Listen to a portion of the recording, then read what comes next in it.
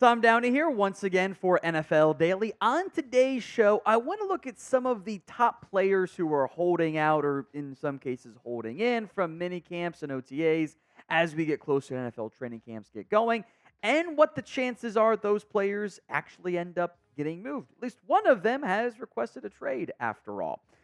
Now, we are getting closer to 376,000 subscribers. Some of the bot accounts have been taken care of, which we appreciate YouTube doing that. We are 68 subs away from 376K. You want more free NFL videos and NBA videos? The NBA Finals watch party is still going here on Chat Sports. Hit that sub button right now. So some holdout trade candidates that I want to look at here. First up is Brandon Aiyuk. Now, he has been the subject of a lot of trade rumors, and there have been conversations from the Niners side about potentially moving him. They had a high asking price, did not end up materializing around the draft time. Aiyuk has shown the things you want to see out of a young receiver. Increase in production, upward arc over the course of his career. As a pure receiver, I think he's very much better than Deebo Samuel is. I think he offers you more route running, also really great stuff after the catch, in the air, etc. I think Aiyuk is probably in that top 10 wide receiver conversation, which means he's going to be expensive. I don't really know how close in the end the Brandon Aiyuk contract talks are, with the 49ers, because the wide receiver market has been incredibly strong. Now, the latest report was that the Niners' offer to Aiyuk was somewhere in the $26 million range. That was for Michael Silver of the San Francisco Chronicle. I think you can make an argument you should be getting Jalen Waddle money. And that's up there in the top 5, $28 million per year range. The Niners have other contracts, players looking to get deals done with. Something has to shake out. Maybe not this year. Maybe it's next year at the wide receiver spot. I'll put the trade chances for Aiyuk higher than maybe what I thought they were immediately following the draft. I'll put them at 30%, at least for this upcoming offseason. The Niners right now have several players that are really good receivers. The math ain't mathin'. Brandon Aiyuk, well, he's going to make the team if he's not traded. Deebo's going to make the team. They just, I would argue wisely, paid Jawan Jennings. They drafted Ricky Pearsall. They drafted Jacob Cowing. Ronnie Bell played on the team last year. Chris Conley played on the team last year. Trent Taylor is an NFL vet. Danny Gray was a fringe top 100 pick. That's 9 receivers. You ain't carrying 9 wide receivers. Now, Aiyuk obviously I think is the best one of the bunch, but at some point, the Niners got to make a decision there. So what will the Niners do with Aiyuk this offseason? T for they're going to trade him. Pay for Tom, a deal's going to get done. Stop freaking out. W for they're going to wait and see how it all plays out. Go vote the pinned comment for me of today's show.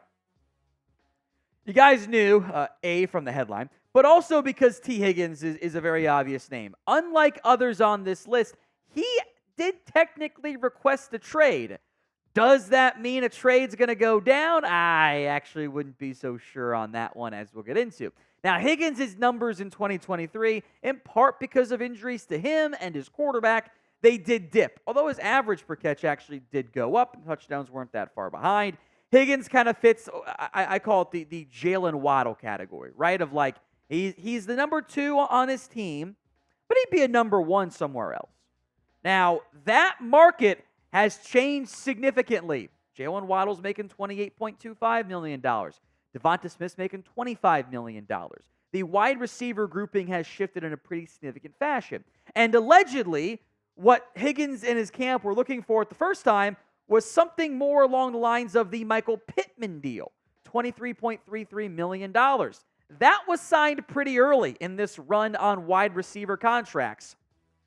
That might be more like $25 million per year. By the way, Higgins technically is at the 16th highest paid wide receiver. He's due $21.82 million on a franchise tag this year, plus a potential franchise tag next year or hitting the open market.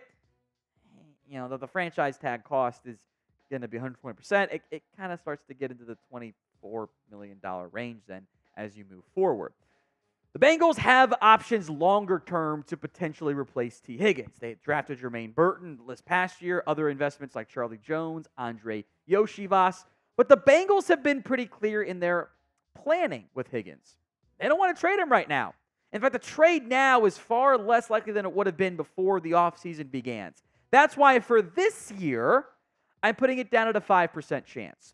Next year, that number will rise. In fact, it might be more of a 75% chance, at least not on the roster next year. But for now, I think the Bengals are inclined to keep him.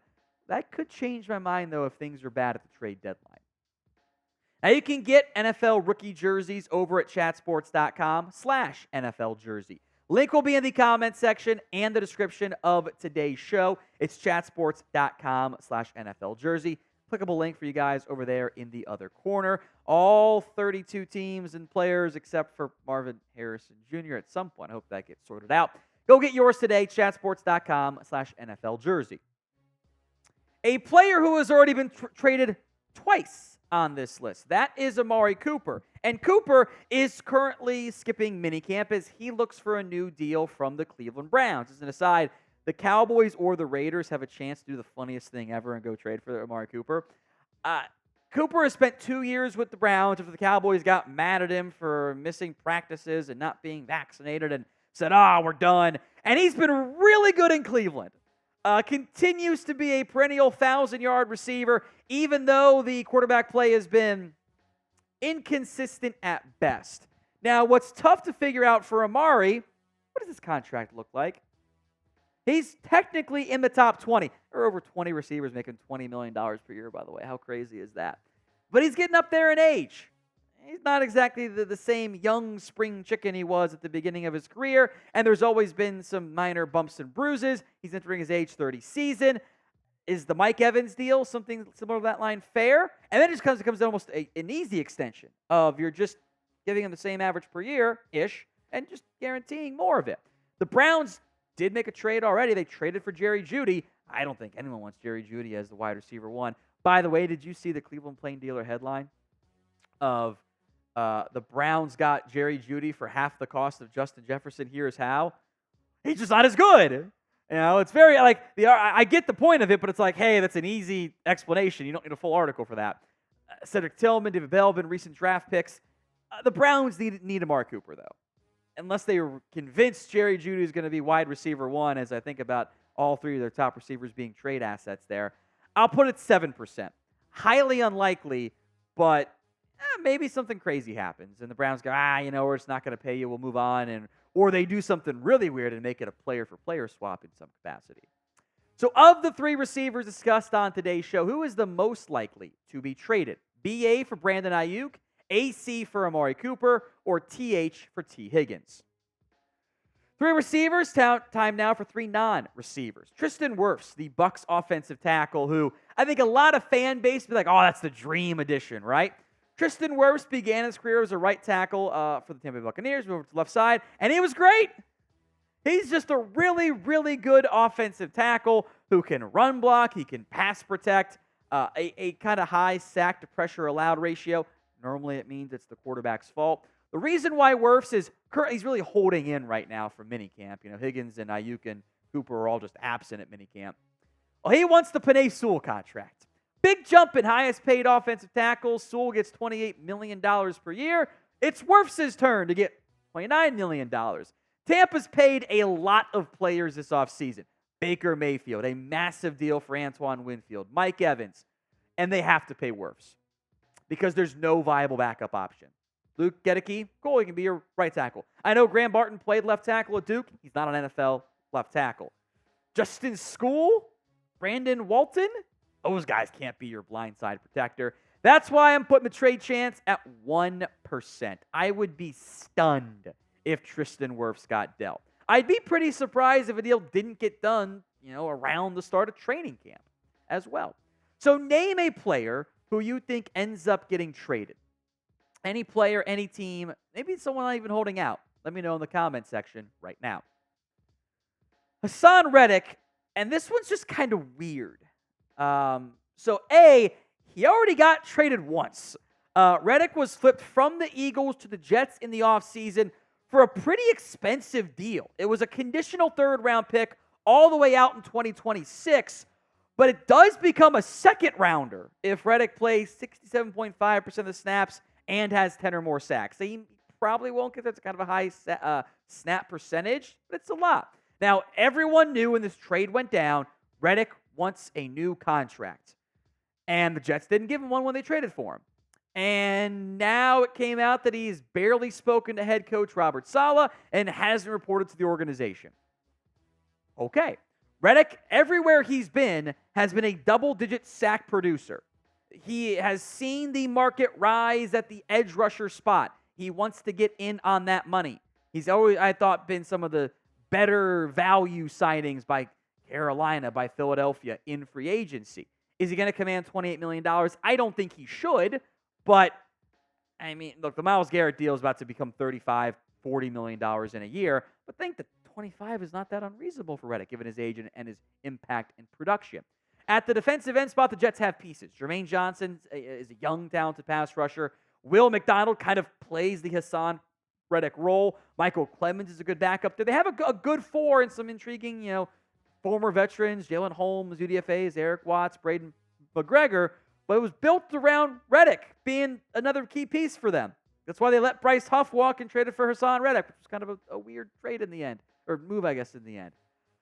I don't really know what to put this trade chance at. I'll put it at 15%. I feel like they'll figure things out and get things squared away, but it's just kind of a weird thing, and it's also weird that it's not the weirdest Jets minicamp storyline. Aaron Rodgers is just not going. Decided to go do something else non-football related, which is kind of weird when you come out and say previously that the team wasn't focused enough on football. Got to file away the distraction stuff. So funny answers. Let's just have fun with it. It'll be fine. It'll be there for week 1. What is Aaron Rodgers doing instead of going to Jets minicamp? Drop the funny answers for me in the comments section. Now, Cameron Hayward did report to Steelers minicamp, although publicly he is not committed to being a full participant at training camp. He's left the door open for maybe I'll hold in and wait for a deal. Last 4 years for Cam Hayward, there was a bit of a drop-off this past season. And Hayward's kind of in a unique spot where the Steelers have really benefited from him just being a great football player for so long. He's 35 years old. So I don't know if you're going to give him the high-end interior defensive line money. He's going to be 36 next year. Are you really committing to paying that guy big money even for just a 2-year extension? That can kind of get a little bit anxious for teams, especially when, for the first time in a long time, he actually missed significant time. The Steelers' investment on the defensive line has been pretty heavy. They drafted Logan Lewis. They've drafted recent picks, Isaiah Loudermilk, DeMarvin Leal. They've got pieces in there. But Hayward's the special one. He was that's your second best defensive player alongside TJ Watt up front, because I don't want to be mean to Minkah Fitzpatrick. Given all that Hayward's meant to the Steelers, and I think the likelihood of a team giving up a big asset for him and then paying him, I'll put those trade chances down there at 4%.